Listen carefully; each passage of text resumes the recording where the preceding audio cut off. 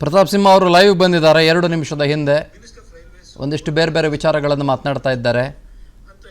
ಅವರು ಕೊಟ್ಟಂಥ ಸಾಧನೆಗಳ ಬಗ್ಗೆ ಮತ್ತು 10 ವರ್ಷಗಳ ರಿಪೋರ್ಟ್ ಕಾರ್ಡ್ನ ಬಗ್ಗೆ ಅವರು ಲೈವ್ನಲ್ಲಿ ಮಾತನಾಡ್ತಾ ಇದ್ದಾರೆ. Let's not take his FB live on TV please.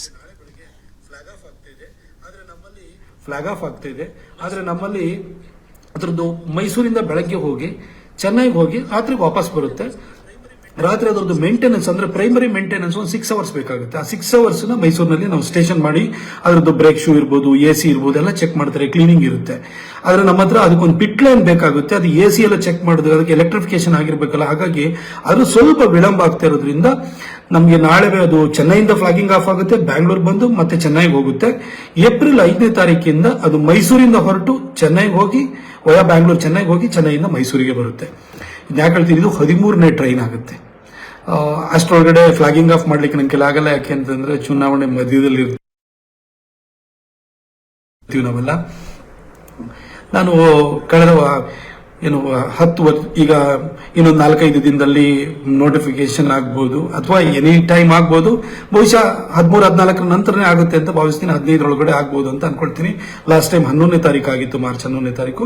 15ನೇ ತಾರೀಕು ಅಷ್ಟರೊಳಗಡೆ ಖಂಡಿತ ಅದು ನೋಟಿಫಿಕೇಶನ್ ಆಗುತ್ತೆ. ಇನ್ನೊಂದು 2-3 ದಿನ ನನಗೆ ಕೆಲಸ ಮಾಡಲಿಕ್ಕೆ ಉಳಿದಿದೆ. ಈ ಒಂದು 10 ವರ್ಷಗಳಲ್ಲಿ ನನ್ನನ್ನು ತುಂಬಾ ಜನ ನೀವೆಲ್ಲ ಪ್ರೀತಿಸಿದಿರಿ, ನನಗೆ ಪ್ರೋತ್ಸಾಹಿಸಿದಿರಿ, ಟೀಕ್ಸಿದಿರಿ, ನನಗೆ ಚಾಟಿಯೇಟ್ ಕೊಟ್ಟಿದಿರಿ, ಬೈದಿದಿರಿ, ನನ್ನನ್ನು ತಿದ್ದಿದಿರಿ, ಎಲ್ಲ ತುಂಬಾ ನೀವೆಲ್ಲ ಸಹಾಯನ ಮಾಡಿದಿರಿ. ನನ್ನ ಪತ್ರಕರ್ತನಿದ್ದಾಗಲೂ ಕೂಡ ನನ್ನ ಸೈದ್ಧಾಂತಿಕ ನಿಲುವು ಬಗ್ಗೆ ಬಹಳ ತದ್ವಿರುದ್ಧವಾದಂಥ ನಿಲುವನ್ನು ಇಟ್ಕೊಂಡು ನನ್ನ ಟೀಕೆನೂ ಮಾಡಿದವರು ಇದ್ದೀರಿ. ಪತ್ರಕರ್ತನ ಬಹಳ ಒಂದು ಕ್ಷೇತ್ರವನ್ನು ಬಿಟ್ಟುಬಿಟ್ಟು ನಾನು ಇಲ್ಲಿಗೆ ಬಂದಾಗಲೂ ಕೂಡ ನೀವು ತುಂಬಾ ನನ್ನನ್ನ ಎಲ್ಲ ರೀತಿಯಲ್ಲೂ ಕೂಡ ನನ್ನ ಓರೆಗಲ್ಲಿ ಹಚ್ಚಿ ನೋಡಿದಿರಿ, ನನ್ನನ್ನ ಎಲ್ಲ ರೀತಿಯಲ್ಲೂ ಕೂಡ ನನ್ನನ್ನು ಬೆಳೆಸಿದಿರಿ ನೀವೆಲ್ಲ. ಅದಕ್ಕೋಸ್ಕರ ಒಂದೆರಡು ಮುಕ್ತವಾಗಿ ನಿಮ್ಮನ್ನು ಈ 10 ವರ್ಷ ಕಂಪ್ಲೀಟ್ ಆಗ್ತಿರುವಂಥ ಸಂದರ್ಭದಲ್ಲಿ ನಾನು ಒಂದೆರಡು ಮಾತನಾಡಲಿಕ್ಕೆ ಇಷ್ಟಪಡ್ತೀನಿ. ನಾನು ಪತ್ರಕರ್ತ ಇರ್ಬೇಕಾದ್ರೆ ಎಲ್ಲರೂ ಕೂಡ ಬಹಳ ಡ್ಯಾಶಿಂಗ್ ಆಗಿ ಬರೀತಾನೆ, ಆ ನೇರವಂತಿಕೆ ನಿಷ್ಠುರತೆ ಇದೆಯಲ್ಲ ಅದನ್ನೆಲ್ಲರೂ ಕೂಡ ಇಷ್ಟಪಡೋರು. ಏನು ಯಾರಿಗೂ ಕೇರ್ ಮಾಡಲ್ಲ, ಬರೀತಾನೆ, ಬಿಜೆಪಿಯವ್ರಿಗೂ ಬಿಡಲ್ಲ, ಕಾಂಗ್ರೆಸ್ ಅವ್ರಿಗೂ ಬಿಡಲ್ಲ, ಯಾರಿಗೂ ಬಿಡಲ್ಲ ಅಂತ ಹೇಳ್ಬಿಟ್ಟು ನನ್ನನ್ನು ಎಲ್ಲರೂ ಕೂಡ ನನ್ನನ್ನು ಇಷ್ಟಪಡೋರು. ಯಾರೋ ಎಲ್ಲೇ ಹೋಗಿ ಸಿಕ್ಕಿದಾಗ್ಲೂ ಕೂಡ ತುಂಬಾ ಜನ ನನ್ನನ್ನು ಬಂದ್ಬಿಟ್ಟು ಏನ್ ಧೈರ್ಯದಿಂದ ಬರೀತೀಯ ಅಂತೆಲ್ಲ ಹೇಳೋರು. ತುಂಬಾ ಜನ ನನ್ನ ಬಂದದ್ಕೊಳ್ಳೆ ಯಾರೋ ನಾರ್ತ್ ಇಂಡಿಯನ್ ಇರಬೇಕು, ನಿನ್ನ ಹೆಸರು ನೋಡಿದಾಗ ನೀನಾದ್ರೆ ನೀನು ಟ್ರಾನ್ಸ್ಲೇಷನ್ ಮಾಡಿ ಕನ್ನಡಕ್ಕೆ ಹಾಕ್ತಾ ಇದ್ದಾರೆ ಅಂತ ಅನ್ಕೊಳ್ತೀವಿ. ಆದ್ರೆ ಟ್ರಾನ್ಸ್ಲೇಷನ್ ಅಷ್ಟು ಪವರ್ಫುಲ್ ಆಗಿ ಬರಲ್ಲ, ನೀನು ಇಷ್ಟು ಚೆನ್ನಾಗಿ ಬರೀತೀಯಲ್ಲ, ನೀನು ಕನ್ನಡದವನೇ ಅಂತ ನಮಗೆ ಗೊತ್ತಿಲ್ಲ ಅಂತಲೂ ಕೂಡ ಹೇಳಿದವರಿದ್ದಾರೆ. ಅಲ್ಲಿ ನನ್ನ ನೇರವಂತಿಕೆ ನಿಷ್ಠುರತೆ ಅನ್ನೋದು ನನ್ನ ಸ್ಟ್ರೆಂತ್ ಆಗಿತ್ತು. ಪಾಲಿಟಿಕ್ಸಿಗೆ ಬಂದೆ, ಅದು ಮೈಸೂರು ಮತ್ತು ಕೊಡಗು ಬಿಡಿ, ಕೊಡಗು ಜನನೇ ಒಂಥರ, ಅಲ್ಲಿ ಜನ ಒಂಥರ ಪೇಟ್ರಿಯಾಟಿಸಮ್ ಅನ್ನೋದು ತುಂಬಾ ಜಾಸ್ತಿ ಇದೆ ಅಲ್ಲಿ. ಕೊಡವ ಜನಾಂಗದವ್ರು ಎಂತೂ ಕೂಡ ಅವ್ರ ಬ್ಲಡ್ ಅಲ್ಲಿ, ಅವ್ರ DNA ನಲ್ಲೇ ಆ ಒಂದು ದೇಶ, ಅದ್ರದ್ದು ಪ್ರೊಟೆಕ್ಷನ್ ಇಂಥದ್ರ ಬಗ್ಗೆ ಇದೆ. ಹಾಗಾಗಿ ಅವ್ರು ಸಹಜವಾಗಿ ಸಣ್ಣ ಪುಟ್ಟ ನಮ್ಮ ತಪ್ಪುಗಳಿಗೆ ಹೊಟಾಕ್ಬಿಡ್ತಾರೆ ಅವರು, ಆ ತರ ಪ್ರೀತಿ ಇರೋಂಥದ್ದು. ಆದ್ರೆ ಕುಶಾಲನಗರ ಬ್ರಿಡ್ಜ್ ದಾಟಿ ಇಲ್ಲಿ ಬಂದಾದ ಕೂಡಲೇ ನಮ್ಮ ಹತ್ರ ಜಾತಿಗಳು ಜಾಸ್ತಿ, ಒಡಕುಗಳು ಜಾಸ್ತಿ. ಅದು ಕೇಳಿದ್ದು ಮೈಸೂರು ಮಹಾರಾಜರೂರು. ಈ ಮಹಾರಾಜರೂರಿನಲ್ಲಿ ಹೇಗೆ ಅಂತಂದ್ರೆ, ಈ ಮಹಾರಾಜರೂರಿನಲ್ಲಿ ಹೊಳಭಟ್ರು ಇರ್ತಾರೆ, ಚಾಡಿಕೋರರು ಇರ್ತಾರೆ, ಎಲ್ಲಾ ತರದವ್ರು ಇರ್ತಾರೆ ಇಲ್ಲಿ. ಹಾಗಾಗಿ ಇಲ್ಲಿ ರಾಜಕಾರಣ ಮಾಡೋದು ಬಹಳ ಕಷ್ಟ. ಈ ಮೈಸೂರು ಭಾಗ ಹೇಗೆ ಅಂತಂದ್ರೆ, ನಮ್ಮ RSS ಸ್ಟಾಲ್ವರ್ಡ್ಸ್ ಕೂಡ ಮೈಸೂರಿನಲ್ಲೇ ಬಂದಿದ್ದು. ಅದು ನಿಮಗೆ ನಾ ಕೃಷ್ಣಪ್ಪನವ್ರು ಇರ್ಬೋದು, ಮೈಸಾ ಜಯದೇವರು ಇರ್ಬೋದು, ಸೂರಮ್ಮಣ್ಣವ್ರು ಇರ್ಬೋದು, ಎಲ್ಲರೂ ಈ ಭಾಗದಲ್ಲೇ ಬಂದಿದ್ದು. ಆದ್ರೆ ಇಲ್ಲಿ ಏನು ಅಂತಂದ್ರೆ, ಇಲ್ಲಿ ಅಷ್ಟು ಸುಲಭವಾಗಿ ಯಾವುದೇ ಸಂಘಟನೆ ಸಿದ್ಧಾಂತ ಬೇರ್ಬಿಡೋದು ಬಹಳ ಕಷ್ಟ. ಯಾಕೆಂದ್ರೆ ಅಷ್ಟು ಜಾತಿಯ ಒಡಕುಗಳಿದೆ. ಇದ್ರ ಮಧ್ಯದಲ್ಲಿ ನಾನು ಇಲ್ಲಿ ಬಂದು ಅಭಿವೃದ್ಧಿ ಕೆಲಸ ಮಾಡಬೇಕು, ಪಾಲಿಟಿಕ್ಸ್ ಮಾಡಬೇಕು, ಸಂಘಟನೆ ಕಟ್ಟಬೇಕು, ಎಲ್ಲ ಕೆಲಸಗಳು ನನ್ನ ತಲೆ ಮೇಲೆ ಬಂತು. ನಾನು ಅಲ್ಲಿ ಏನು ನೇರ ನಿಷ್ಠುರತೆಯಿಂದ ಇದು ಬಂದು ಆ ಪತ್ರಕರ್ತನ ಅವತಾರದಲ್ಲಿ ಬಂದು ಪಾಲಿಟಿಷಿಯನ್ ಆಗ್ಬಿಟ್ಟೆ. ನಾನು ಅದನ್ನೇ ಕೂಡ ನಾನು ತಿರ್ಸಟ್ಟಾಗಿ ನಾನು ಮಾತಾಡ್ತಿದ್ದೆ, ಕಿರಿಕಿರಿ ಆಗ್ತಿತ್ತು. ಅಲ್ಲಿ ನಾನು ಯಾವ್ದೋ ಮೂಡಲ್ಲಿ ಬರೀತಾ ಇದ್ದೆ. ಇಲ್ಲಿ ಆಗಲ್ಲ, ಮೂಢನಂಬಿಕೆ ಕೆಟ್ಟಿರ್ಲಿ ಸರಿ ಇರ್ಲಿ, ಜನರ ಜೊತೆ ಮಾತ್ರ ನಗ್ತಾ ಮಾತಾಡ್ತಿರ್ಬೇಕು. ಇದಕ್ಕೆ ಫೀಲ್ಡಿಗೆ ಅಡಾಪ್ಟ್ ಮಾಡ್ಕೊಳ್ಳೋಕೆ ನನಗೆ ಬಹಳ ಕಷ್ಟ ಆಗೋಗ್ಬಿಡ್ತು. ಮತ್ತೆ ಯಾರೋ ನಮ್ಮನ್ನು ಪ್ರೊಟೆಕ್ಟ್ ಮಾಡಲಿಕ್ಕೆ, ನಮ್ಮ ಅಪ್ಪ ಮೊದಲೇ ಸತ್ತೋಗಿ ಆಗೋಗ್ಬಿಟ್ಟಿತ್ತು. ನಮ್ಮಮ್ಮ ಯಾವ್ದೋ ನಮ್ಮೂರಲ್ಲಿ ಹಳ್ಳಿನಲ್ಲಿ ನನ್ನ ತಮ್ಮಂದಿರ ಜೊತೆ ಬದುಕ್ತಾಳೆ. ನನ್ಗೆ ಯಾವ ಹಿನ್ನೆಲೆನೂ ಇಲ್ಲ, ಯಾವ ಫೈನಾನ್ಷಿಯಲ್ ಬ್ಯಾಕಿಂಗ್ ಇಲ್ಲ, ಏನಿಲ್ಲ. ಸಂಘದ ಆಶೀರ್ವಾದ, ಹಿರಿಯರ ಆಶೀರ್ವಾದ, ಬಂದೆ ಅನಾಮತಾಗಿ MP ಆದೆ. ಬಟ್ ಅದಾದ್ಮೇಲೆ ನನಗೆ ನಿಜವಾಗ್ಲೂ ಹೇಳ್ತೀನಿ, ಸುಸ್ತೊಡೆಯಕ್ಕೆ ಶುರುವಾಗ್ಬಿಟ್ಟೆ. ಏನ್ ಟೀಕೆಗಳು, ಇದನ್ನೆಲ್ಲ ನಿಭಾಯಿಸ್ಕೊಂಡು ಹೆಂಗಪ್ಪ ಬರೋದು. ಸಡನ್ ನಾನು MP ಆಗ್ಬಿಟ್ಟೆ. ಗ್ರಾಮ ಪಂಚಾಯತಿನ ಗೆಲ್ಸು,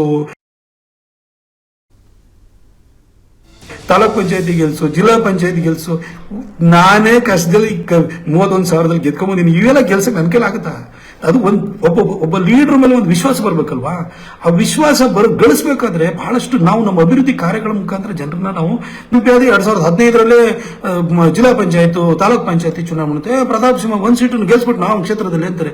ಒಂದ್ ಸೀಟನ್ನು ಗೆಲ್ಸಕ್ಕೆ ನನ್ನ ಕೈಲಿ ನಾನೇ ತಳ ಊರ್ಬೇಕು, ಬೇರೂರ್ಬೇಕು.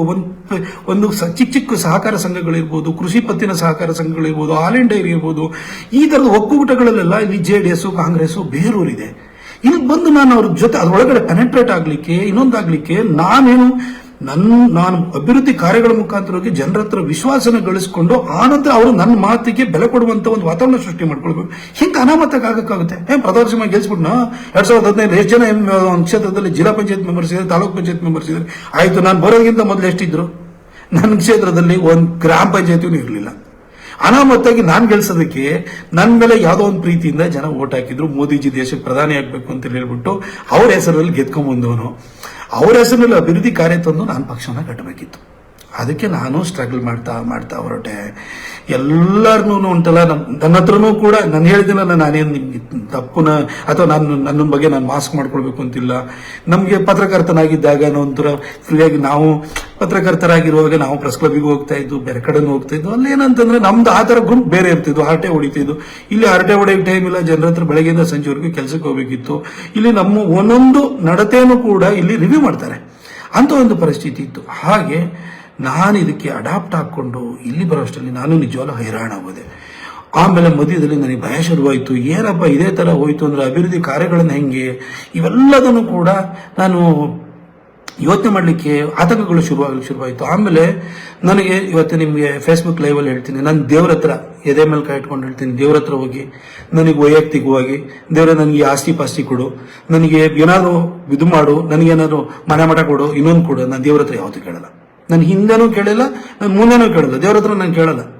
ನನ್ನ ದೇವರು ಇವತ್ತು ಆ ತಾಯಿ ಚಾಮುಂಡೇಶ್ವರಿ, ಕಾವೇರಿ ತಾಯಿ, ನಮಗೆಲ್ಲ ನಾನು ನಂಬಿದಂಥ ದೇವರುಗಳು, ಇವರೆಲ್ಲರೂ ಕೂಡ ನನ್ನ ಸಂಸದನೆ ಮಾಡ್ಬಿಟ್ಟಿದ್ದಾರೆ. ಮಾಡಾದ್ಮೇಲೆ ಇನ್ನೇನು ಕೇಳು ಅಂದ್ರೆ ನಿಮ್ಗೆ ದೇವರು ಏನ್ ಕೊಟ್ಟಿದ್ದಾನೆ ಅದಕ್ಕೆ ನಾವು ಥ್ಯಾಂಕ್ಫುಲ್ ಆಗಿರ್ಬೇಕು. ನಮ್ಗೆ ಇವತ್ತೊಂದು ಮನೆ ಕೊಡು ಅಂತ ಕೇಳ್ತೀವಿ, ಮನೆ ಕೊಟ್ಟಾದ್ಕೂಡ ಅಯ್ಯೋ ಇನ್ನೊಂದು ಮನೆ ಎಕ್ಸ್ಟ್ರಾ ಇದ್ರೆ ಬಾಡಿಗೆ ಕೊಡ್ಬೋದಿತ್ತು, ಅದ್ರಲ್ಲಿ 4 ಕಾಸು ಕಮಾಯಿ ಆಗೋದು, ನಮ್ಮ ಜೀವನ ಚೆನ್ನಾಗಿ ನಡೆದು. ಇನ್ನೊಂದು ಮನೆ ಕೊಡ್ತಾ ಅಂತಂದ್ರೆ ಇನ್ನೊಂದು 5-6 ಮನೆ ಇತ್ತು ಅಂದ್ರೆ ಇನ್ನೂ ಲ್ಯಾವಿಶ್ ಆಗಿ ಬದುಕಬೇಕಿತ್ತು. ಮನುಷ್ಯನ ಆಸೆಗಳಿಗೆ ಮಿತಿ ಇಲ್ಲ. ಕೊಟ್ಟಿದ್ರಲ್ಲಿ ನಾವು ಖುಷಿ ಪಡಲ್ಲ. ನಾನಾದ್ರೆ ಆ ಥರ ಅಲ್ಲ. ದೇವ್ರ ಹತ್ರ ನಾನು ಯಾವತ್ತೂ ಕೇಳಲಿಲ್ಲ. ದೇವ್ರ ಹತ್ರ ನಾನು ಹೋಗಿ, ನನ್ನ ಇಷ್ಟ ದೇವರು ಯಾರು ಅಂತ ನಾನು ಹೇಳಲ್ಲ, ಆದ್ರೆ ನನ್ನ ಇಷ್ಟ ದೇವ್ರ ಹತ್ರ ಹೋಗಿ ಹರಕೆ ಚೀಟಿ ತಗೊಂಡೋಗಿ ನನಗೆ ಮೈಸೂರಿಗೆ ಪಾಸ್ಪೋರ್ಟ್ ಸೇವಾ ಕೇಂದ್ರ ಬೇಕು ಅಂತ ನಾನು ಹರಕೆ ಇಟ್ಟೆ. ಅನಂತಕುಮಾರ್ ಸಾಹೇಬ್ರ ಹತ್ರ ಹೋಗಿ ಸುಷ್ಮಾ ಸ್ವರಾಜ್ ಅವ್ರ ಹತ್ರ ನಾನು ಹೇಳಿಸ್ತೆ, ನನಗೆ ಪಾಸ್ಪೋರ್ಟ್ ಸೇವಾ ಕೇಂದ್ರ ಬೇಕೇ ಬೇಕು ಅಂತ ಹೇಳ್ಬಿಟ್ಟು. ಅದು ಏನೋ 2018 ಕ್ಯಾಬಿನೆಟ್ ಡಿಸಿಷನ್ ಆಗುತ್ತೆ. ಅದಾದ ನಂತರ ನಿಮ್ಗೆ ಇದು ಆಮೇಲೆ ಮೈಸೂರಿಗೆ ಸಿಗ್ಬೋದು, ಇದು ಫಸ್ಟ್ ಟರ್ಮ್ ಎಂಡ್ ಆಗೋಷ್ಟೊಳಗಡೆ ಸಿಗ್ಬೋದು ಅಂತ ಹೇಳಿದ್ರು. ನಾನು ಹೋಗ್ಬಿಟ್ಟು ನನ್ನ ದೇವರಿಗೆ ಹರಕೆ ಇಟ್ಟೆ, ಪ್ರಾರ್ಥನೆ ಮಾಡ್ಕೊಂಡು ಬಂದೆ. ನನಗೆ ಕುಶಾಲನಗರಕ್ಕೆ ಟ್ರೈನ್ ತಗೊಂಬರ್ತೀನಿ ಅಂತ ಹೇಳಿದೀನಿ, ಅದು ಬೇಕು, ನನಗೆ ಈ ಪಾಸ್ಪೋರ್ಟ್ ಸೇವಾ ಕೇಂದ್ರ ಬೇಕು ಅಂತ ಹೋಗಿ ದೇವ್ರ ಹತ್ರ 2016 ಹೋಗಿ ನಾನು ಹರಕೆ ಹೊತ್ತೆ. ಆಗಸ್ಟಲ್ಲಿ ಹರಕೆ ಹೊತ್ತೆ. ಆಮೇಲೆ ಅವರು 2018 ಕ್ಯಾಬಿನೆಟ್ ಡಿಸಿಷನ್ ಆಗಲ್ಲ ಅಂತಂದು ಒಂದು ದಿನ ಸುಷ್ಮಾ ಸ್ವರಾಜ್ ಅವರು ಅಚಾನಕ್ ಕಾಲ್ ಬಂತು, ನಾವು ಪೋಸ್ಟ್ ಆಫೀಸ್ ಪಾಸ್ಪೋರ್ಟ್ ಸೇವಾ ಕೇಂದ್ರ ಅಂತ ಮಾಡ್ತಿದ್ವಿ, POPSK, the country's first POPSK ನ ಮೈಸೂರಿಗೆ ಕೊಡ್ತಾ ಇದೀವಿ ಅಂತ ಹೇಳ್ಬಿಟ್ಟು ಅವ್ರು ಘೋಷಣೆನ ಮಾಡಿದ್ರು.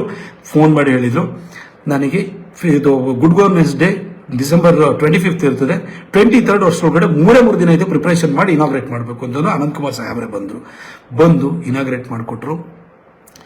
ಆ ದೇವರ ಹತ್ರ ನಾನು ಹರಕೆ ಹೊತ್ತಿದ್ದೆ. ನನಗೋಸ್ಕರ ಹರಕೆ ಹೊತ್ತಿಲ್ಲ, ನನ್ನ ಕ್ಷೇತ್ರಕ್ಕೋಸ್ಕರ ಹರಕೆ ಹೊತ್ತಿದ್ದೆ. ಇವತ್ತು ಪಾಸ್ಪೋರ್ಟ್ ಕೇಂದ್ರವನ್ನು ತಗೊಂಡ್ಬಂದೆ.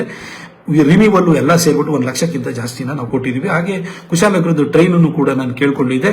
ಅದು ಕೂಡ 2018 ಬಜೆಟ್ ನಲ್ಲಿ ಪಿಂಕ್ ಬುಕ್ ಅಲ್ಲೂ ಕೂಡ ಬಂದಾಯ್ತು. ಪಿಂಕ್ ಬುಕ್ ಅಂದ್ರೆ ಕನ್ಫರ್ಮೇಶನ್ ಅಂತ ಹೇಳಿ ಅದನ್ನು ತಗೊಂಡ್ಬಂದೆ. ಹೈವೇದ್ ಇರ್ಬೋದು, ಪ್ರತಿಯೊಂದು ಕೆಲಸಕ್ಕೂ ಕೂಡ ದೇವ್ರಿಗೆ ಮೊರೆ ಹೋದೆ, ಪ್ರಾರ್ಥನೆ ಮಾಡ್ತಿದ್ದೆ, ಆನಂತರ ಸಂಕಲ್ಪ ಮಾಡ್ತಿದ್ದೆ, ಬರ್ತಾ ಇದ್ದೆ. ದೇವ್ರ ಹತ್ರ ನಾನು ಕೇಳಿದ್ದೀನಿ, ನನ್ನ ಕ್ಷೇತ್ರಕ್ಕೆ ಏನೋ ಕೊಡು ಅಂತ ಹೇಳ್ಬಿಟ್ಟು ನಾನು ದೇವ್ರನ್ನ ಕೇಳಿದ್ದೀನಿ ಹೊರತು ಇವತ್ತು ದೇವ್ರ ಮೇಲೆ ನಾನು ಎಲ್ಲರ ಹತ್ರ ಸುಳ್ಳು ಹೇಳೋ ಪೊಲಿಟಿಷಿಯನ್ ಅಲ್ಲ. ನಾನು ದೇವ್ರ ಹತ್ರ ನಾನು ಇವತ್ತು ಹೋಗಿ ತಾಯಿ ಚಾಮುಂಡಿ ಹತ್ರ ಹೋಗಿ ಕೂತ್ಕೊಂಡು ತಾಯಿ ನನ್ನ ಪ್ರೊಟೆಕ್ಟ್ ಮಾಡು ಅಂತ ಕೇಳ್ಕೊಳ್ತೀನಿ. ನನಗೆ ಒಳ್ಳೆ ಕೆಲಸ ಮಾಡ್ಲಿಕ್ಕೆ ಇನ್ನೂ ಶಕ್ತಿನ ಕೊಡು ಅಂತ ಕೇಳ್ತೀನಿ, ಅವಕಾಶನ ಕೊಡು ಅಂತ ಕೇಳ್ತೀನಿ. ನಾನು ವೈಯಕ್ತಿಕವಾಗಿ ಇವತ್ತು ನಾನು ಯಾವ ದೇವ್ರ ಹತ್ರನೂ ಹೋಗಿ ನಾನು ಕೇಳಲ್ಲ. ನನ್ಗದು ಬೇಕು ಆಗಿಲ್ಲ. ನಾನು ಯಾಕೆಂದ್ರೆ ದೇವ್ರು ನನಗೆ ಕೊಟ್ಟಿದ್ದೀನಿ, ಇಷ್ಟು ಒಳ್ಳೆ ಕೆಲಸ ಮಾಡುವಂತ ಅವಕಾಶನ ದೇವ್ರು ಕೊಟ್ಟಿದ್ದಾನೆ. ಅದಾದ ನಂತರ ನನ್ನ ಅಭಿವೃದ್ಧಿ ಕಾರ್ಯಗಳು ನಿಮ್ಗೆ ದುಡ್ಡು ಹೇಳ್ಬೋದು. ನಿಮ್ಮೆಲ್ಲರಿಗೂ ಬಹಳ ಕಾತರ ಏನು ಅಂತಂದ್ರೆ, ಏನು ಟಿಕೆಟ್ ಸಿಗುತ್ತಾ ಇಲ್ವಾ, ಇವನೇನೋ ವ್ಯಕ್ತಪಡಿಸ್ತಾರ ಅಂತ ನೀವು ಯೋಚನೆ ಮಾಡಬೇಡಿ. ದೇವರು ಯಾವಾಗ ಎಷ್ಟು ಅವಕಾಶ ಕೊಡ್ತಾನೆ ಅದರಲ್ಲಿ ಒಳ್ಳೆ ಕೆಲಸವನ್ನು ಮಾಡಿ ಅವರಿಂದ ಶಬಾಸ್ ಅಂತ ನಾವು ಅನ್ನಿಸ್ಕೋಬೇಕು. ನಾನು ಇವತ್ತು ಯಾಕೆ ಈ ಫೇಸ್ಬುಕ್ ಲೈವ್ ಮಾಡಿದ್ದೀನಿ ಅಂತಂದರೆ, ನಾನು ಕಳೆದ 3 ದಿನದಿಂದ ಸೋಷಿಯಲ್ ಮೀಡಿಯಾ ನೋಡ್ತಾ ಇದ್ದೀನಿ, ಟ್ವಿಟರ್ ಟ್ರೆಂಡಿಂಗ್ ನೋಡ್ತಾ ಇದ್ದೀನಿ, ನಮಗೆ ವಾಟ್ಸಪ್ಪಲ್ಲಿ ಬರೋ ಮೆಸೇಜ್ ನೋಡ್ತಾ ಇದ್ದೀನಿ, ಕಾಲ್ಸನ್ನು ನೋಡ್ತಾ ಇದ್ದೀನಿ. ಅದೇ ರೀತಿಯಲ್ಲಿ ನಿಮಗೆ ನೀವು ಪೋಸ್ಟ್ಗಳನ್ನೆಲ್ಲ ಹಾಕೊಳ್ತಿದ್ರಲ್ಲ ಫೇಸ್ಬುಕ್ಕಲ್ಲಿ, ಎಲ್ಲ ಇನ್ಸ್ಟಾ ಪೋಸ್ಟ್ಗಳೆಲ್ಲ ನೋಡ್ತಾ ಇದ್ದೀನಿ. ನಿಜ ಹೇಳ್ತೀನಿ, I am thankful to my God Narendra Modiji. ನನಗೆ ಇವತ್ತು ಇಷ್ಟು ಅವಕಾಶನ ಅವ್ರ ಹೆಸರಿನಲ್ಲಿ ಗೆದ್ಕೊಂಡ್ಬಂದಿದ್ದೀನಿ. ನನ್ನ ಇಷ್ಟ ದೇವತೆ ಚಾಮುಂಡೇಶ್ವರಿ, ಕಾವೇರಿ ತಾಯಿ, ನನ್ನ ಏನೋ ಮನೆ ದೇವರು ಬೇರೆ, ಹೀಗೆ ನನ್ನ ಇಷ್ಟ ದೇವರು ಅವ್ರಿಗೆ ಯಾವಾಗಲೂ ನನ್ನ ಪ್ರತಿನಿತ್ಯನೂ ಕೂಡ ನಾನು ಏನು ಅವರಿಗೆ ನಾನು ಪ್ರಾರ್ಥನೆಯನ್ನು ಮಾಡ್ತಿರ್ತೀನಿ. ಆದರೆ ಪ್ರತಾಪ್ ಸಿಂಹ ಒಬ್ಬ ಸಾಮಾನ್ಯ ಪತ್ರಕರ್ತನನ್ನ ಬಂದು ಅನಾಮತಾಗಿ ಟಿಕೆಟ್ ಕೊಟ್ಟು ಮೈಸೂರಿಗೆ ರಾಮನವಮಿ ದಿನ 2014 ಏಪ್ರಿಲ್ 8ನೇ ತಾರೀಕು ಬಂದು ಮಹಾರಾಜ ಗ್ರೌಂಡಲ್ಲಿ ನಿಂತ್ಕೊಂಡು ನನ್ನ ಕೈ ಎತ್ತಿಬಿಟ್ಟು ಪ್ರತಾಪ್ ಸಿಂಹನ ಗೆಲ್ಲಿಸಿ ಅಂತ ಹೇಳಿ ಒಬ್ಬ ಪತ್ರಕರ್ತನನ್ನು ಏಕಾಏಕಿ ಸಂಸದನನ್ನು ಮಾಡಿದವರು ನರೇಂದ್ರ ಮೋದಿಜಿಯವರು. ಅವರ ಹೆಸರಲ್ಲಿ ಗೆದ್ದವು ನಾನು. 2019ರಲ್ಲೂ ಅವರ ಹೆಸರಿನಲ್ಲಿ ಗೆದ್ದಿದ್ದು. ನಾನು ಇವತ್ತು ಇಷ್ಟು ಕೆಲಸ ಮಾಡಿದ್ದೀನಲ್ಲ, ನನ್ನ ಮೋದಿಜಿ ಕೊಟ್ಟಿರೋದು ಕೆಲಸಗಳು ಇದು. ಪ್ರತಾಪ್ ಸಿಂಹಂದು ಏನಂತಲ್ಲ, ಇವತ್ತು ಜನ ದೇಶಕ್ಕೆ ಮೋದಿ ಬೇಕು ಅಂತಾರೆ, ಹಾಗೆ ಕ್ಷೇತ್ರಕ್ಕೂ ಒಬ್ಬ ಛೋಟಾ ಮೋದಿ ಬೇಕು ಅಂತ ಹೇಳ್ತಾರೆ. ಒಬ್ಬ ಚಿಕ್ಕ ಮೋದಿ ನಮ್ಮಿಲ್ಲೂ ಬೇಕು, ಇಲ್ಲೂ ನಮ್ಮ ಕೆಲಸನೂ ಮಾಡಬೇಕು, ದೇಶಕ್ಕೂ ಅವ್ರು ಕೆಲಸ ಮಾಡ್ತಾರೆ, ಅವ್ರು ಬೇಕು, ಅದಕ್ಕೋಸ್ಕರ ನಮಗೆ ಓಟ್ ಹಾಕ್ತಾರೆ. ಅದೇ ತರ ನಮ್ಮಲ್ಲೂ ಒಂದು ಸಣ್ಣ ಪ್ರಮಾಣದ ಮೋದಿಯನ್ನು ಅವ್ರು ಎಕ್ಸ್ಪೆಕ್ಟ್ ಮಾಡ್ತಾರೆ. ಅದಕ್ಕೆ ಯಾವತ್ತೂ ಅನ್ಯಾಯ ಮಾಡಿದ್ರೆ ನಾವು ಕೆಲಸ ಮಾಡಬೇಕು. 10 ವರ್ಷದಿಂದ ನಾನು ಆ ಕೆಲಸ ಮಾಡಿದ್ದೀನಿ. 12 ಟ್ರೈನು, ನಾಳೆದು 13ನೇ ಟ್ರೈನು, ಅದು ಏಪ್ರಿಲ್ 5ಕ್ಕೆ ಬರುತ್ತೆ ಅಷ್ಟೇ. ಇಷ್ಟು ಟ್ರೈನ್ ತಂದೀನಿ. 2014ಕ್ಕಿಂತ ಮೊದಲು 10 ವರ್ಷ ಹೋಗಿ 2004ರಿಂದ 2014ವರೆಗೂ ಎಷ್ಟು ಟ್ರೈನ್ ಬಂದಿದೆ ಅಂತ ನೋಡಿ. ಒಂದು ಟ್ರೈನ್ ಇದ್ರೆ ಹೇಳ್ಬಿಡಿ ನೋಡೋಣ. ನಾನು ನಿಮಗೆ ಇನ್ನೊಂದು ಉದಾಹರಣೆ ಹೇಳಬೇಕು, ಜನ ಎಷ್ಟು ನನ್ನ ಪ್ರೀತಿಸ್ತಾರೆ ಅನ್ನೋದಕ್ಕೆ. 1989ರಿಂದ 2019ವರೆಗೂ 30 ವರ್ಷಗಳಲ್ಲಿ ಮೈಸೂರಿನಲ್ಲಿ ಯಾವ ವ್ಯಕ್ತಿನೂ ಕೂಡ ರಿಪೀಟ್ ಮಾಡಿಲ್ಲ. ಎಲ್ಲರೂ ಇನ್ಕ್ಲೂಡಿಂಗ್ ಮಹಾರಾಜರನ್ನ, ಶ್ರೀಕಂಠದತ್ತ ನರಸಿಂಹರಾಜ ಒಡೆಯರ್ನು ಕೂಡ ಜನ ಸೋಲ್ಸಿದ್ದಾರೆ. 91 ಸೋಲ್ಸಿದ್ರು, ಅವಾಗೇನೋ ಸಿಂಬಲ್ ಮಿಸ್ಟೇಕ್ ಆಗಿ ಸೋಲ್ಸ್ಬಿಟ್ಟಿದ್ದಾರೆ ಅಂತ ಅಂದ್ರೂ ಕೂಡ 2004ರಲ್ಲಿ ಮಹಾರಾಜರನ್ನ 3ನೇ ಪ್ಲೇಸಿಗೆ ಕಳಿಸ್ಬಿಟ್ರು ಜನ. ಇವತ್ತೇನು ಅಂತಂದ್ರೆ ಅವ್ರ ಮನೆ ಬಾಗಿಲಕಾಯಿಯವ್ರು ಬೇಕು, ಜನ ಹೋಗಿ ಬೇರೆಯವ್ರ ಮನೆ ಬಾಗಿಲಕಾಯಬಾರದು. ನಾನು ನನ್ನನ್ನು 2014ರಲ್ಲಿ ಗೆಲ್ಸಾದ ನಂತರ ನನ್ನ ಸಿಟ್ಟು ಸೆಡವುಗಳ ಆಚೆಗೂ ಕೂಡ ನಾನು ಯಾವಾಗಲೂ ಕೂಡ ಜನ ಬಂದು ಸಾರ್ ನಮಸ್ಕಾರ ಸಾರ್ ಸಾಹೇಬ್ರೇ ಅಂತ ಅನ್ನೋರು. ನಾನು ಯಾವಾಗಲೂ ಕೂಡ ಸಾರ್ ಬೇಕಾದ್ರೆ ಹೇಳಿ, ಕೈ ಮುಗಿಯಕ್ಕೆ ಬರಬೇಡಿ, ಕಾಲಿಗೆ ನಮಸ್ಕಾರ ಮಾಡಕ್ ಬರಬೇಡಿ ಅಂತ ಹೇಳ್ತೀನಿ. ಯಾಕೆಂದ್ರೆ ಚುನಾವಣೆ ಬಂದ್ರೆ ಅವ್ವ ಅಕ್ಕ ಓಟಕವ್ವ, ಒಂದಿದು ತಾವರೆ ಓಟಕವ್ವ ಅಂತ ನಾವೇ ಹೇಳ್ತೀವಿ. ನಾವು ಹೊರತ್ರ ಕೈ ಮುಗಿತೀವಿ. ನೀವು ನಮ್ಮನ್ನು ಗೆಲ್ಸಿ, ನಿಮ್ಮ ಮನೆ ಬಾಗ್ಲಿ ನಾ ಕೈ ಮುಕ್ಕೊಂಡು ಬಂದಿರ್ತೀನಿ. ನನ್ನನ್ನು ನೀವು ಗೆಲ್ಸಾದ್ಮೇಲೆ ನೀವು ನನ್ನನ್ನು ಸಾಹೇಬ್ರೆ ಅಂತ ಯಾಕೆ ಕೈ ಮುಗಿತೀರಿ? ನಿಮ್ಮ ಹಕ್ಕು ನೀವು ಕೇಳಿ. ಆದರೆ ತುಂಬಾ ದೊಡ್ಡ ಕಥೆನ ಹೇಳಕ್ ಹೋಗ್ಬೇಡಿ. ಕೆಲಸ ಏನೇನಿರುತ್ತೋ ನೀವೆಷ್ಟೇ ಹೇಳಿದ್ರು ಕೂಡ ಇಂಥವ್ರಿಗೆ ಫೋನ್ ಮಾಡ್ಬೇಕಲ್ವಾ, ನಿಮ್ ಇಂಥ ಕೆಲಸ ಆಗ್ಬೇಕಲ್ಲ, ನೇರವಾಗಿ ಹೇಳಿ. ಆಗ ನನ್ನ ಟೈಮು ಸೇವ್ ಆಗುತ್ತೆ, ನಾನು ಇಮಿಡಿಯೇಟ್ ಆಗಿ ನಿಮ್ಗೆ ಮಾಡ್ತೀನಿ. ನನಗೆ ಪೇಷನ್ಸ್ ಸ್ವಲ್ಪ ಕಮ್ಮಿ, ದಯವಿಟ್ಟು ಹಿಂಗೆ ಮಾಡಿದ್ದೀನಿ, ಒಳಬೇಡಿ ಅಂತ ನಾನು ಯಾವಾಗಲೂ ಹೇಳ್ತೀನಿ. ನಾನು ಹೇಳ್ತೀನಿ, ನನ್ನ ಮಗಳನ್ನೂ ಕೂಡ ನಾನು ಒಳದನ್ನು ಸಹಿಸಲ್ಲ, ನನ್ನ ಮಗಳಿಗೂ ಪೆಟ್ಕೊಡ್ತೀನಿ ಹತ್ರ. ಅದೇ ರೀತಿ ನೀವು ಒಳಬೇಡಿ, ಯಾಕಂದ್ರೆ ನಾ ಕಷ್ಟದಿಂದ ಬಂದಿರೋನು. ನನ್ನ ತಾಯಿ ಹೋಟ್ಲಿಗೆ ಹಾಲು ಕರ್ಕೊಂಡು, ನನ್ನ ತಮ್ಮಂದಿರು ಹಾಕೋರು, ನಾನು ರಜೆನಲ್ಲಿ ನಾನು ಹೋಟ್ಲಿಗೆ ಹಾಲು ಹಾಕಿದ್ದೀನಿ, ದನ ಕಾಯ್ದಿದ್ದೀನಿ. ಅಲ್ಲಿಂದ ಬಂದ್ರೆ ನೀವು ನನಗೆ ಕಷ್ಟನ ನೀವು ಕಣ್ಣೀರಿನ ಮುಖಾಂತರವಾಗಿ, ಹಾವಭಾವಗಳ ಮುಖಾಂತರ ವ್ಯಕ್ತ ಮಾಡೋ ಅಗತ್ಯನೇ ಇಲ್ಲ. ನನ್ನ ಕಷ್ಟದ ಜೊತೆನೇ ಬದುಕಿರೋನು. ಹಾಗಾಗಿ ನೀವು ಹೇಳಬೇಡಿ, ನೀವು ವಿಚಾರ ಹೇಳಿ ಸಾಕಷ್ಟೇ. ನೀವು ಓಡಬೇಡಿ. ನಿಮ್ಮ ಮಕ್ಕಳ ಫೀಸು ಇನ್ನೊಂದು ನಾನು ನಿಮ್ಗೆ ಹೇಳ್ತೀನಿ, 100 ಚಿಲ್ಲರೆ ಮಕ್ಕಳಿಗೆ ನಾನು ಕೇಂದ್ರೀಯ ವಿದ್ಯಾಲಯ ಸೀಟ್ ಕೊಡಿಸಿದ್ದೀನಿ. ಅದರಲ್ಲಿ ನನ್ನ ಆಫೀಸಿಗೆ ಬರೋರು cancer 3rd stage 4th stage ಇನ್ನೇನು ಉಳಿಯಲ್ಲ ಅಂತ ಬರ್ತಾರೆ. ಅವರು ಬಂದು ಅಳುವಾಗ ನಾನೇನು ಮಾಡ್ತೀನಿ ಗೊತ್ತಾ, ಅಮ್ಮ ನಿಮಗೆ ನಾನು ನಿಮ್ಮ ಜೀವ ಉಳಿಸೋಕ್ಕಾಗಲ್ಲ, ಪ್ರೈಮ್ ಮಿನಿಸ್ಟರ್ ರಿಲೀಫ್ ಫಂಡಲ್ಲಿ ನಾನು ದುಡ್ಡು ತರಿಸ್ಕೊಡ್ತೀನಿ, ಆದರೆ ನಿಮ್ಮ ಒಂದು ಮಗು ಇದೆಯಲ್ಲ ಅವ್ರ ಕೇಂದ್ರೀಯ ವಿದ್ಯಾಲಯ ಸೀಟ್ ಕೊಡಿಸ್ತೀನಿ, ವರ್ಷಕ್ಕೆ 6,500 ರೂಪಾಯಿ ಫೀಸ್ ಬರುತ್ತೆ, ಮಗುನ ಲೈಫನ್ನು ಸೆಟ್ಲ್ ಮಾಡ್ಕೊಡ್ತೀನಿ ಅಂತ ನಾನು ಎಷ್ಟೋ ಜನಕ್ಕೆ ಕೇಂದ್ರೀಯ ವಿದ್ಯಾಲಯ ಇದು ಸೀಟ್ಸನ್ನ ನಾನು ಕೊಡಿಸಿದ್ದೀನಿ. ಆ ತೃಪ್ತಿನೂ ಇದೆ ನನಗೆ. ಹೀಗೆ ನಾನು ಈ ಪಾಲಿಟಿಕ್ಸ್ ಇದು ಮಾಡ್ತಾ 2019ಕ್ಕೆ ಬರಬೇಕಾದ್ರೆ ಯಾರೂ ರಿಪೀಟ್ ಮಾಡಿರಲಿಲ್ಲ ಜನ. ಹಾಗಾಗಿ ನನಗೆ ಜನ ಒಳ್ಳೆ ಕೆಲಸ ಮಾಡೋ ಮುಖಾಂತರನೇ ಅವ್ರ ಹೃದಯದಲ್ಲಿ ಸ್ಥಾನ ಪಡ್ಕೊಳ್ಬೇಕು ಅಂತ ಬಹಳ ಪ್ರಯತ್ನ ಮಾಡಿದೆ.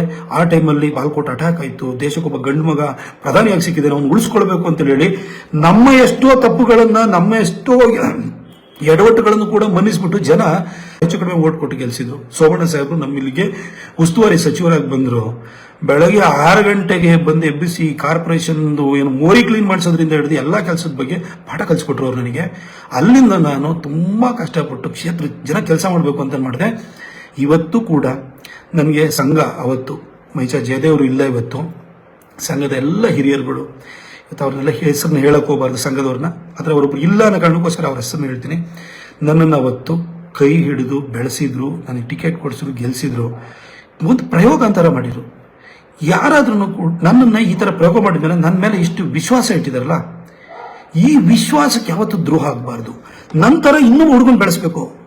ಅವರ ಅಪ್ಪ ಅಮ್ಮ, ಅವ್ರ ಮನೇಲಿ ಎಷ್ಟು ಆಸ್ತಿ ಇದೆ, ಅವನು ಯಾವ ಹಿನ್ನೆಲೆಯಿಂದ ಬಂದಿದ್ದಾನೆ, ಅವನ ಜಾತಿ ಯಾವುದು, ಇದು ಯಾವುದು ಕೇಳದಲ್ಲೇ ಒಬ್ಬ ಯಂಗ್ಸ್ಟರ್ನ ಇನ್ನೊಬ್ಬನ ಯಂಗ್ಸ್ಟರ್ನ ಬೆಳೆಸಬೇಕು ಅಂತಂದ್ರೆ ನನಗೆ ಕೊಟ್ಟಿರೋ ಅವಕಾಶವನ್ನ ನಾನು ಸದುಪಯೋಗ ಪಡಿಸಿಕೊಂಡು ಒಬ್ಬ ಯಾವ ಹಿನ್ನೆಲೆ ಇಲ್ಲದಿದ್ದಂತಹ ಒಬ್ಬ ಸಾಮಾನ್ಯ ವ್ಯಕ್ತಿಯಾಗಿರುವಂತಹ ಪ್ರತಾಪ್ ಸಿಂಹನಿಗೆ ಟಿಕೆಟ್ ಕೊಟ್ಟು ಅವನು ಇಷ್ಟು ಕೆಲಸ ಮಾಡ್ದ.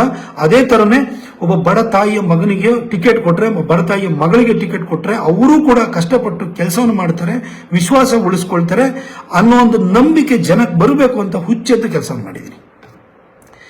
ಮನೆ ಕಸ ತೆಗೆಸೋದ್ರಿಂದಲೂ ಮಾಡಿದ್ದೀನಿ. ಸ್ವಚ್ಛ ಭಾರತ್ ಮಿಷನ್ ಅಲ್ಗಡೆ ಊರಲ್ಲಿ ಸ್ಮಶಾನ ಮಾಡಿಸೋದ್ರಿಂದ, ಕಸ ವಿಲೇವಾರಿ ವಾಹನಗಳು ಕೊಡಿಸೋದ್ರಿಂದ, ನನ್ನ ಇದರಲ್ಲಿ ಅಷ್ಟು ಪಂಚಾಯತ್ಗಳಿಗೆ ಪಂಚಾಯತ್ ಸೇವಾ ಕೇಂದ್ರಗಳನ್ನ ಮಾಡಿಸೋದ್ರಿಂದ, ಮೊದಲು ರಾಜೀವ್ ಗಾಂಧಿ ಸೇವಾ ಕೇಂದ್ರ ಅಂತ ಇತ್ತು, ಚೇಂಜ್ ಮಾಡಿಸಿದೆ. ಏನು ರಾಜೀವ್ ಗಾಂಧಿ ಸೇವಾ ಕೇಂದ್ರ ಹಾಕಿಡ್ಬೇಕು, ಅದು ಭಾರತ್ ನಿರ್ಮಾಣ ಪಂಚಾಯತ್ ಸೇವಾ ಕೇಂದ್ರ ಅಂತ ಮಾಡಿಸಿದ್ರು. ನಾನು ಗಿರಿರಾಜ್ ಸಿಂಗ್ ಅವ್ರ ಹತ್ರ ಗಲಾಟೆ ಮಾಡಿದೆ. ನಮ್ಮ ಸರ್ಕಾರ ದುಡ್ಡು ಕೊಡ್ತಾ ಇರೋದು, ನಮ್ಮ ಮೋದಿಜಿ ಅವರು ಅದನ್ನ 12,25,000 ಇದ್ದಿದ್ದನ್ನ ದುಡ್ಡನ್ನು ತಗೊಂಡು ಹೋಗ್ಬಿಟ್ಟು 18,80,000 ತಗೊಂಡ್ಬಂದ್ರು. ಆನಂತರ 28,80,000 ತಂದ್ರು. ಈ 38 ಲಕ್ಷ ಪಂಚಾಯತಿ ಸೇವಾ ಕೊಡ್ತಾರೆ. 15th and 14th finance commission direct funding ಕೊಡ್ತಾ ಇರೋದು, ಎಕ್ಸ್ಟ್ರಾ ಅಲೋಕೇಶನ್ ನಾವು ಮಾಡ್ತಿರೋದು. ನಮ್ಮ ಮೋದಿಜಿ ಕೊಡ್ತಾ ಇರೋ ದುಡ್ಡಲ್ಲಿ ನೀವ್ ಯಾಕೆ ಅವ್ರ ಹೆಸರು ಇಡಬೇಕು ಅಂತ ಹೇಳ್ಬಿಟ್ಟು ಅದನ್ನ ಚೇಂಜ್ ಮಾಡಿಸೋದು. ನಾನು ಹೋರಾಟ ಮಾಡಿದೀನಿ, ನನಗೆ ಕೂತ್ಕೊಂಡು ಹೋಗಿಲ್ಲ ಅಂತಲ್ಲ.